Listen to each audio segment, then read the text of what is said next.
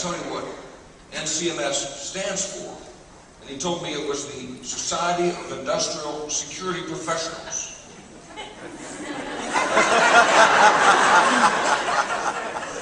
I didn't say it right then, but I thought to myself, well, whoever named that is a child who got left behind.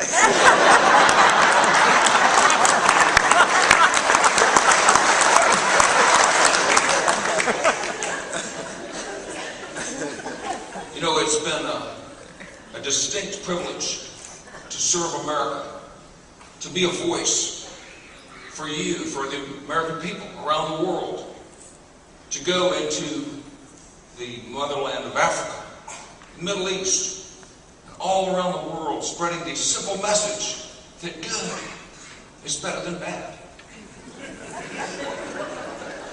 Should be no brainer, right? Tell that to Gaddafi. And that right is better than left. I mean, wrong. And I'll never forget on Air Force One, in the middle of a moonless night, no running lights, no landing lights. We had to feel our way in. I won't say we hit anything when we landed, but Laura and I got new camel hair coats out of the deal.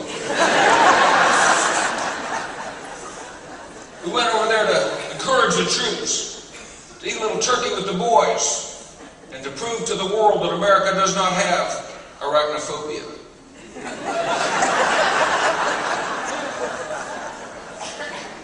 And I'm pleased to be able to tell you today that good results are coming in.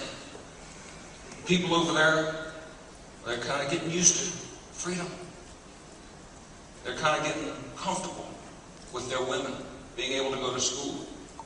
They're kind of getting used to being able to sleep at night without fear. And a lot of that is due to the hard work that you guys have put in, keeping our secrets safe so that our men on the ground can do their job. My hat's off to you.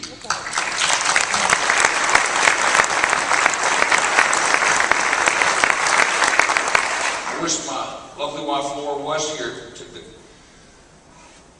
I'm so grateful for her. I tell you, every time I think of her, my heart goes pity-pat. You know, when I first met Laura, she was a librarian.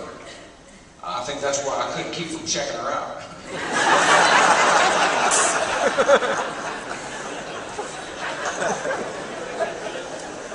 And she helps me in so many ways. She helps me with my vernacular.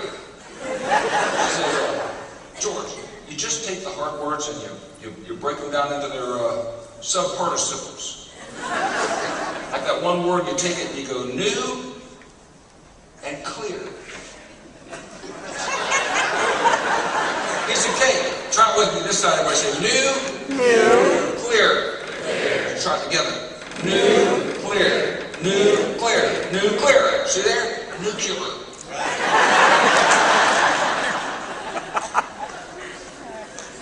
She also helped me with the Healthy Heart Initiative, which, as you know, is so important. All of you guys exercise. We want all of America to have good tickers, eat right, you know, get the right kind of exercise so they'll live long and get a lot done on planet Earth.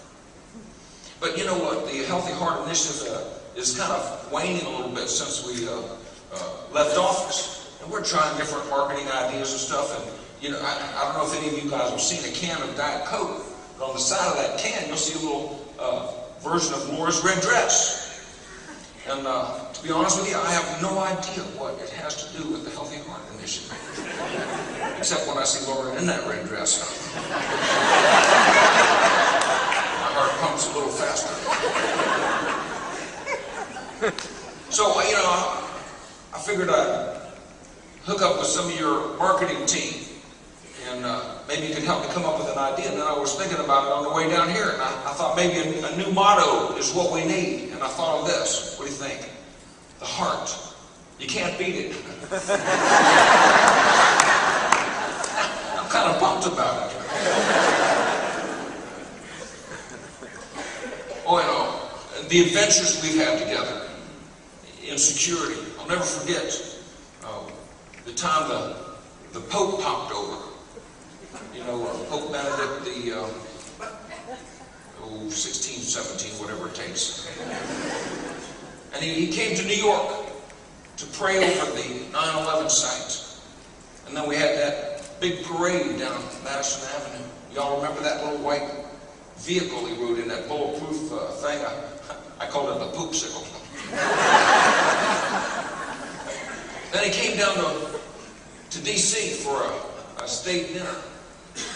And we had such a good time getting to know each other, walking through the place. And then after dinner, he wanted to bless the White House. So, you know, so just he and I are walking through those hallowed halls.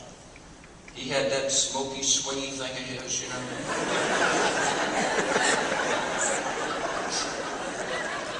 And I was pointing out the different presidents. You know, there's Lincoln, Washington, so Madison, Wisconsin.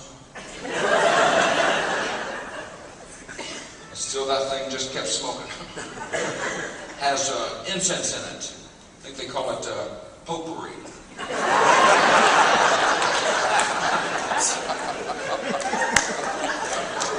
Old times, old times. But you know, I didn't come here today to just talk about potpourri. I wanted to leave with you a little anecdote of the things that I learned during my 8 years in the White House. Say this with me. Courage! Courage! Let's try it one more time. Courage! Courage! Communication! Communication! Character! Character! I call those the 4 C's of leadership. Hey, it takes a lot of courage to do what I did. Run the country, fight terrorists, be anywhere close to Dick Cheney. You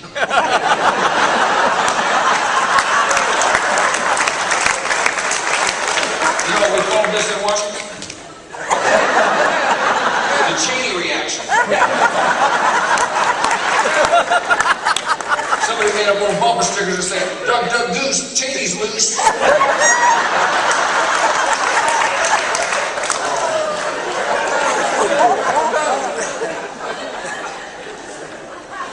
Dick, if you're listening, you know I'm kidding.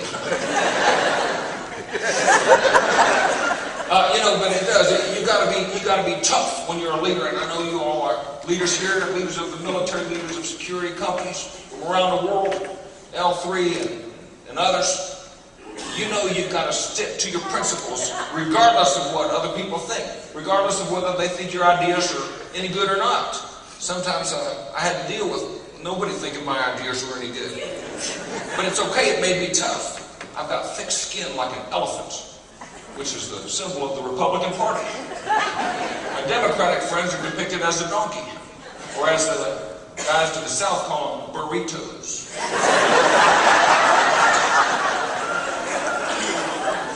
Now the second C is communication. Communication is by far the most important part of talking.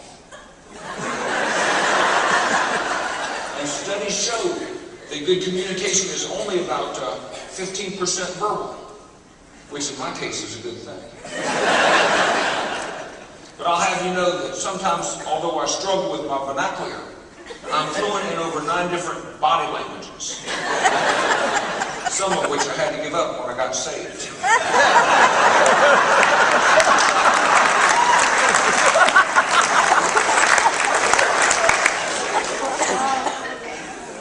And you know, when you're bilingual as I am, you've got to be careful when you're in foreign lands to choose the words you mean to say. You can create an international incident, as I learned recently during a trip to Kyrgyzstan. There's a big difference between saying I want a banana and I am a banana. The third C is character. And I know the folks in this room know what I know about character. Integrity, morality, family values. But your college days don't count, because that's where you knew you had a shot at the presidency. See, I've traveled around the world. I've flown Air Force One into America's biggest cities. I visited many of her smallest towns. I've watched the sunrise over Jerusalem. I feasted in the tents of Abu Dhabi. And anywhere I've gone in the world, nothing has made a bigger impression on me than the service-minded character of the American people, the giving hearts of her citizens, and the willingness with which they give their lives to a cause that's bigger and better than themselves. And for that I say, I couldn't be more proud to be an American.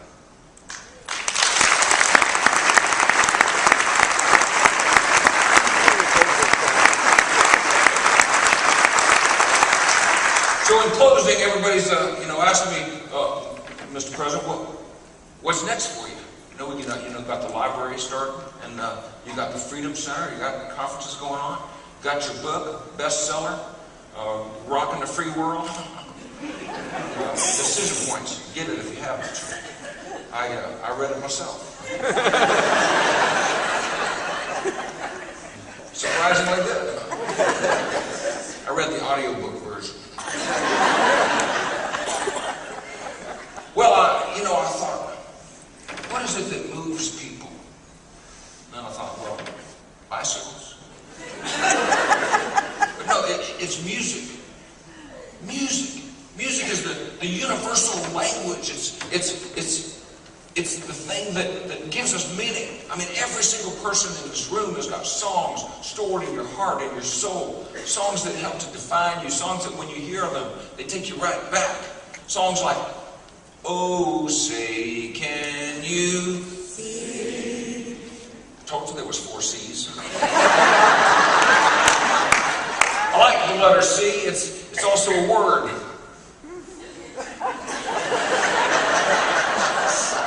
Kathy, you know why D is my favorite letter? Letter D? Because it's the first letter in the word W.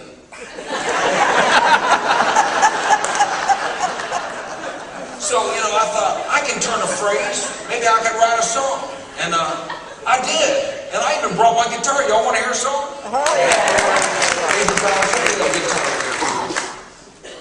Yeah, this is going to be fun. I wrote this up just for you guys, and I hope you enjoy it. But you have to be kind of patient with me because I'm new at the guitar thing, and it's a little tricky playing an instrument and singing at the same time. It's kind of like being on a battleship. So I read the owner's manual again this morning. Wait. Let's see. The strap goes over. Oh yeah. There we go. And then this thing goes here. And then reach in your pocket. In your pickpocket.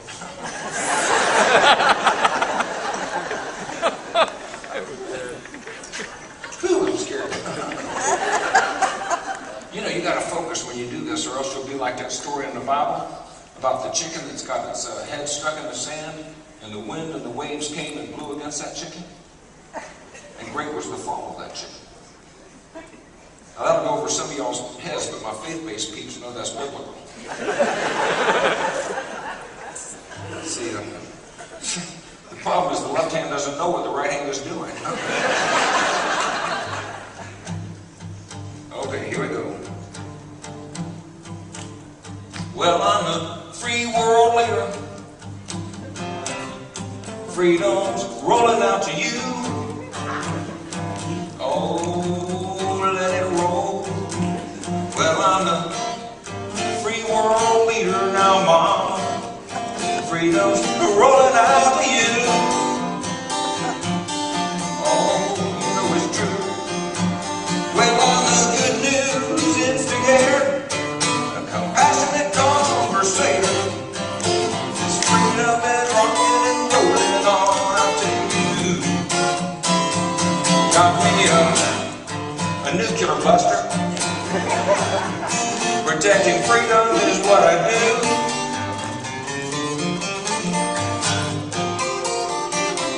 Got me a Daisy Gardner, protecting the red, white, and blue.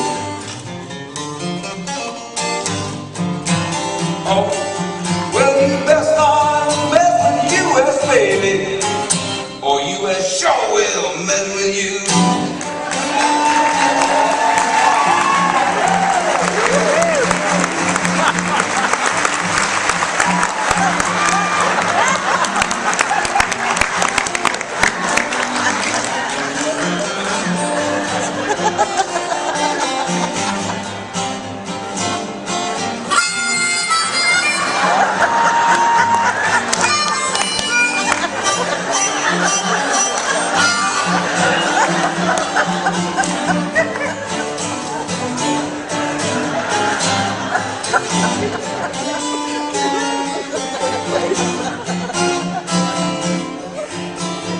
Here's one about Laura. Well, I'm a lover. That lovely lady stays on my mind. Oh, she's so fine, yeah. Well, I'm a lover. That lady stays on my mind. But that was the president doing the king. Well, I'm so glad I got a love for my own now. Sweet child, there won't be no child left behind. Seems how lately got a bad case of red, white, and blue.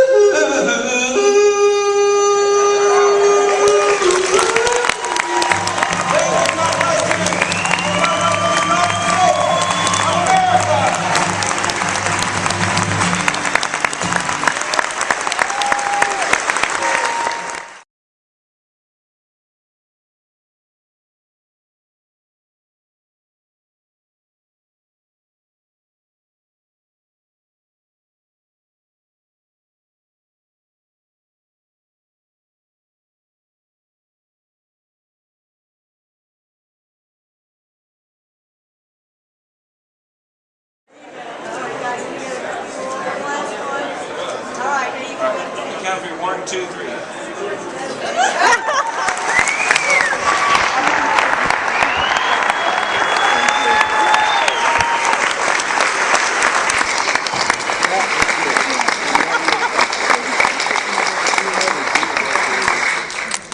Well, Mr. President, or should I say, John Morgan, whatever fits.